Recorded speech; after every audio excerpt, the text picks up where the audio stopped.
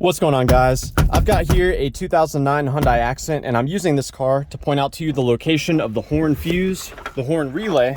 I'll give you some troubleshooting steps for things to look out for when your horn's not working, and I'll even show you how to access the horn yourself. So we're going to begin by heading under the hood. Behind this fuse box here, which we remove by pushing in on this tab here and lifting up, this is where we'll find the horn relay, as well as the fuse that provides power to the horn. So here's our horn relay right there. And my favorite way to troubleshoot this relay is to have an assistant inside the car hitting that horn. And while they're doing that, I'll come here and I'll actually tap on this relay. Sometimes relays can get stuck, and by tapping on the relay or wiggling it around, you can get it to start working again. Further troubleshooting beyond that, we can remove that relay, set it aside, and we can swap in a different relay. I would suggest swapping in maybe your AC relay. Unless you really need that AC to work, we can swap it in real quick. And if after swapping this relay, if your horn comes on and works, then you know that your original horn relay is probably no good. Now there is a fuse that provides power for the horn. We can find that towards the front of the fuse box here. It's going to be this 10-amp fuse right here. So power from this fuse does not go directly to the horn itself, but it does go to that horn relay. And the horn relay is activated by a ground signal coming from your clock spring, which is a special piece behind the steering wheel.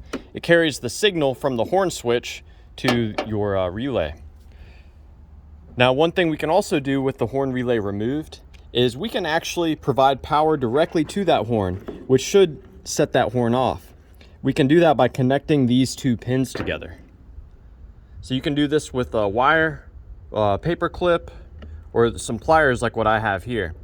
Now connecting these two pins will send power directly to the horn from our 10-amp fuse right here. So if you make that connection and your horn does not go off, your horn itself could be bad. Now as far as locating the horn, it's in the front of the car. If you want to physically access it, you've got to remove this trim piece here. There's a number of these screws here. I went ahead and removed all of them except for one, so you don't have to sit here and watch me unscrew stuff. But you don't want to push down very hard. You just use a Phillips, gently rotate it counterclockwise, and then the center piece will pop up and out. We can pull this whole piece out, set it aside. And there are two 10mm bolts, one right here and the other one's right here. So you get all that out, and then we can pull this towards us.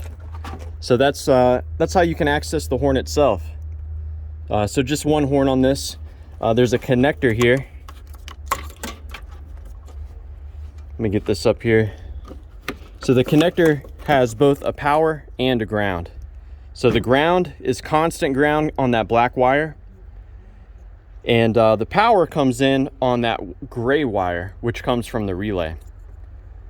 So that comes out at this pin. So if you're hitting the horn and you don't see voltage here, then you might have an issue with the clock spring or your relay. On the other hand, if you see a power and a ground coming in when you're holding that horn down and your horn's not going off, then it's very likely that the horn itself has failed. So yeah, I hope that this information has been helpful for you, or at the very least, a good starting point in troubleshooting the horn on your Hyundai Accent. Please let me know down below if you have any questions, or more importantly, any advice for those of us trying to fix these horns. Thanks for watching.